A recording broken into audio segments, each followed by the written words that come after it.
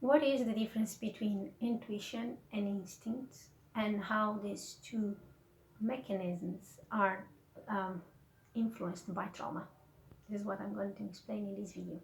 So we start by understanding that instincts is information that we carry in our DNA that is related with survival. It's what allows us to interact with the world in a way that it's more primal, more animalistic, but assures that the physical body survives. So we can also see this in other animals, right? In all animals, instincts act without the need to we process information in our neocortex without having uh, like processed information or evaluating this or even connecting with our intuition.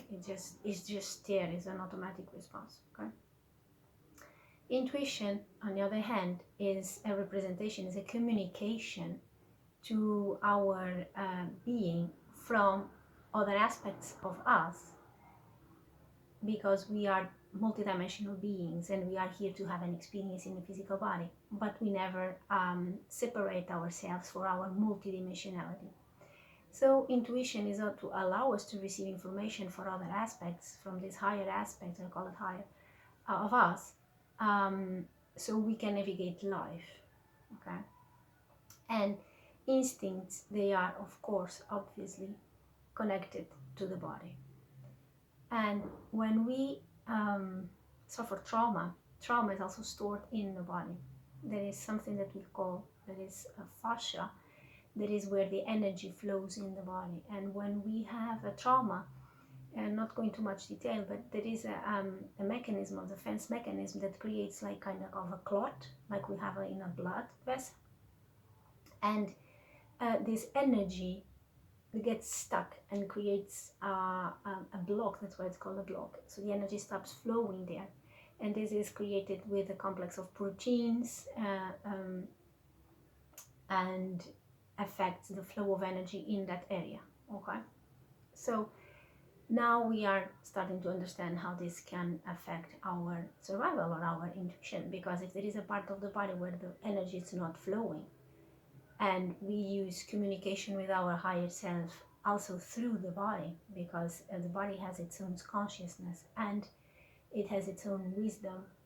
But if it is wired, if it is not functional, if the vessel it's not clean, the interpretation of those messages, the signals that we receive from our higher self, our spirit team, it will not be decoded in the way that it was sent. It will be interpreted in the way that it's encrypted in the body in the moment, that it's biased because it's based on trauma.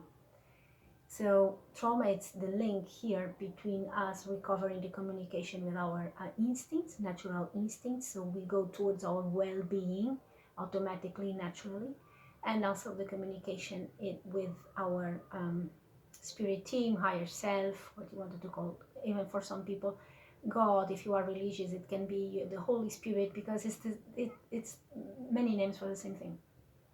And this will allow us, the idea is that understanding that healing those traumas will allow us to get back into our instincts in a way that it's in alignment with actually it's going on with us, and to receive the information, the signals from our multidimensionality in a way that it's a good interpretation of what it's actually being sent, the information is being sent to us. Okay, so bear with me because I don't do video editing. So in this we need to bring two things into the equation. One is fear, and the other is how we interpret what love is, because this is what goes hand in hand with being traumatized and with not being able to interpret in the aligned way the information that we are receiving. So fear in and of itself, it's not bad. It's part of the instincts, and it's awesome, because if you are heading to a downhill and you are scared, maybe you put some brakes on your bike, so that it preserves your body, right? Or you are scared of a lion in the wild, it's good because you don't go where the threat is. but then it deactivates. It's just a message. It's like, knock, knock, hello, there is something there that will compromise your well-being. We go other direction, it goes away. What happens is that we, with a more developed nervous system, not just humans, animals also experience this, especially the mammals, we develop something that is the psychological fear, which keep us in a state of alert mode and always in fear, even though the threat is not there. Okay, even though, because the threat can be continuous. Why I say continuous? Because when the threat is affecting our emotional and psychological well-being, that it's based on a relationship with someone, and that relationship, it's always the same, it's always the same dynamic, so the threat is always present, right? It's like you will not get approval. You can be in school doing something and you will not get approval of your mom, so the threat is there. Even the mom, or the physical mom, it's not there. Your emotional fear, your psychological threat is real and exists, right? So this is what regulates mostly our nervous system. It's not the fear that is useful, but it's the fear that it's prolonged in time, that comes from experience of socialization and dynamics of toxic relationships. Okay, and the other one, it's love. So by the experience that we have with the people that we were supposed to be loved by, or we are supposed to love, and what the supposed here comes biological, and inherent knowing. Like we are programmed, we are wired to depend on our caregivers, so we will love them, and then we expect them to love us. And love means many things. Love means meeting our physical needs, our emotional needs, our psychological sense of belonging, feeling valuable, feeling worthy, feeling connected, feeling supported, it's many things, right? But I have a little story here to tell how it was the first contact that I have, what is the love language.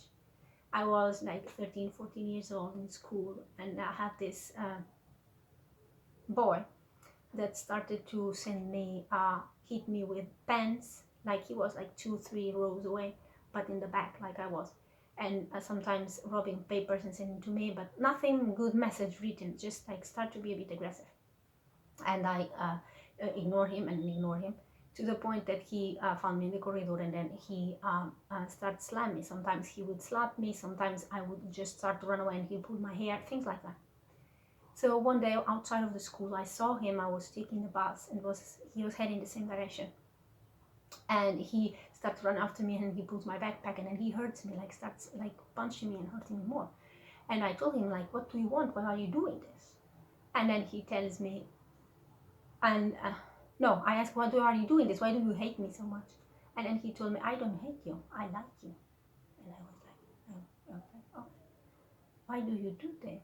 And then he says, this is what my mom does to my dad. My dad does to my mom. I'm sorry. So it feels very simple, and many of you probably already have this concept, but it's just to share that impacted me so much that I realized that how we see our parents loving each other and how they treat us, it will be our love language. And it feels so basic, but yet if you are not deeply grounded and aware of these dynamics, it will affect you unconsciously regardless. Okay, so that boy had a crush on me. Simple. And then he was being aggressive, and of course I was a match to that, because now I understand I had this same dynamics with my family, with my toxic, narcissistic, neglected parents. So I would be a match to a boy that is aggressive to me, because it's my love language too. It's in my energetical field, so of course I manifested that, right? But in the moment I was not aware of that, but even so it got the click, and I'm like, okay, so he thinks what his father does to his mother, it's love. So he goes and does the same because he wanted my love, right? So those two are always together. And for us to fine-tune our intuition and to heal our physical body, so our instincts are aligned with not a constant survival mode alert, but aligned with just the environment in a way that it's safe and feels safe and regulated. We need to balance those two. It's not getting rid of the fear, because there is a physiological fear that is useful, but we need also to balance that with a new concept of love, where love doesn't include fear, because in trauma they go like this. Okay, because if hating yourself was what helped you survive, how would you expect that loving yourself, it's what will save you? This was my journey, but it is. And we need to, there are many techniques, like you can even book a session with me by my program, but there are many techniques, healing techniques of energy, sound, therapy that you can use to start to release the trauma from your emotional body, physical body. So the vessel that communicates with your higher self and receives the message, interprets that in a way that it's safe. And because it's safe, you have a regulated nervous system, the energy can flow naturally through your fascia, through your being, and you will be a match to a better reality, because it's your energy, is your point, is your center of manifesting. So you will manifest something that will be attracting that, and you will have a balanced and aligned life. So in these two things, I want to introduce a concept. It's the same thing, but it's another way of seeing it. It's the balance of the masculine and the feminine energies, because everything is about balance. So we all, regardless of our gender, carry masculine and feminine energies, aspects in us. In this scope that I'm talking now, the masculine, it's like the house, it's the bricks, it's the roof, the ceiling, the walls, and the floor, right? And then the feminine comes and puts the furniture and beautiful curtains and the flowers and decorates the house. So you cannot have one without the other, because just an empty house also, it's not like a good place to live, or it's not, how can I say, doable or practical, right? So you need both. What happens when we are with our instincts active for defense, for I have a series of like fawn, flight, blah blah, all of them if you want to watch them. So if you are in survival mode activation, it means it's our masculine aspect that is in that. So it leaves the body to be in defense of our environment, so we can protect ourselves for whatever threat it's coming from the environment. So when I say this, I will say that the masculine, it's not in the house, okay? The masculine is not in the house. When the masculine is not in the house, the feminine doesn't feel safe, so it leaves. And what is the feminine in this case? The feminine is our connection to the divine, is our connection to not our physical senses, but our ability to read this energy that we are, to connect with our beings, to perceive the environment more than what just meets the eye, right? It's already our abilities that are related with mediumship, psychic, channeling. Everyone has this, by the way. It's not some special people. The degree which some people have it and use it varies, okay? But the ability to connect and the ability to develop this, everyone has it. So the masculine is out of the house, feminine feels unsafe, goes away. What happens when the masculine when the feminine goes away? Feels it's like sailing without any compasses, any map, feels completely lost, right? And because it is lost, it doesn't have guidance, it reinforces the survival and the defense mechanism, because now you are not reading your environment and the people and the situations through a perspective that it's aligned in a higher perspective. You are reading this through the lenses of fear. And like I said, when your body is locked in fear, you will not interpret reality or have access to have other type of information, ideas, actions that are beneficial to you.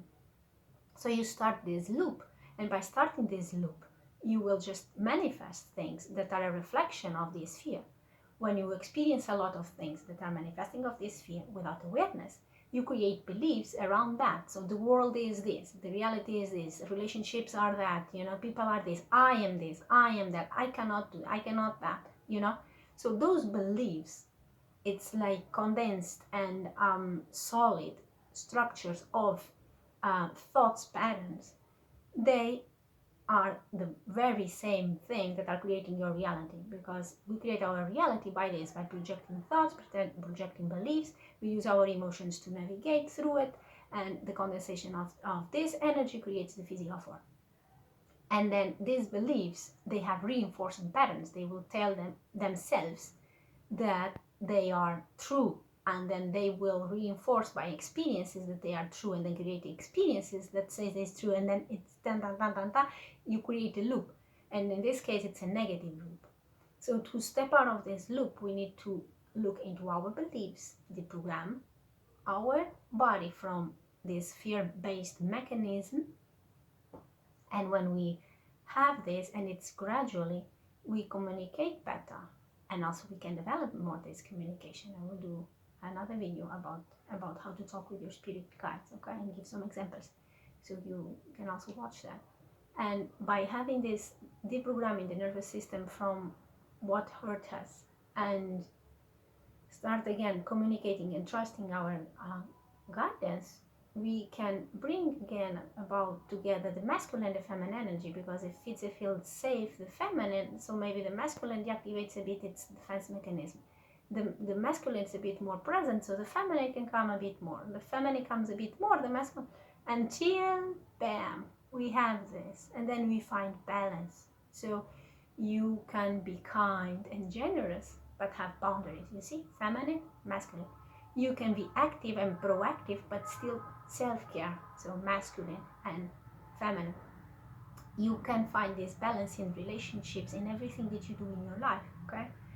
You can eat, but you don't overeat, and then you eat, masculine, right? Taking action, feeding the body, but you are in alignment with, okay, let me see what my body needs, what nutrients, what type of foods, what, you know, you are even fine-tuned to the frequencies, like, no, this is not good for me, I feel that. Okay, so there is a cooperation inside of you that it is a reflection of this inner balance, of the inner balance of energies, that is what is supposed to happen always, but it was disrupted by trauma, and this is the way to get it back. And it is possible. Okay, I'm a living example of it. So it's another tip here.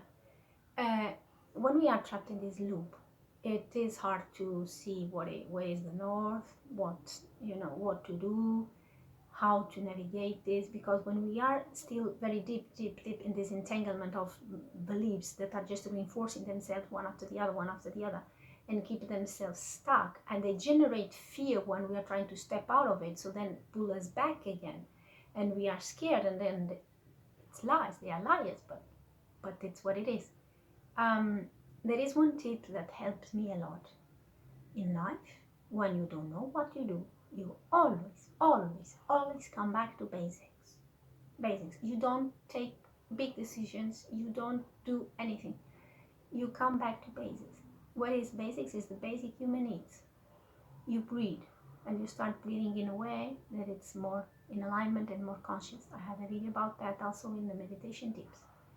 You eat, you start to eat lightly, you detox your body, you exercise, you sleep, you take turns of rest and do something that feels good, you contact with nature, you ground yourself. So basic needs.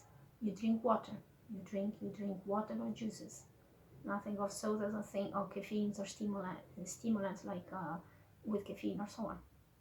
So you come back to the basics.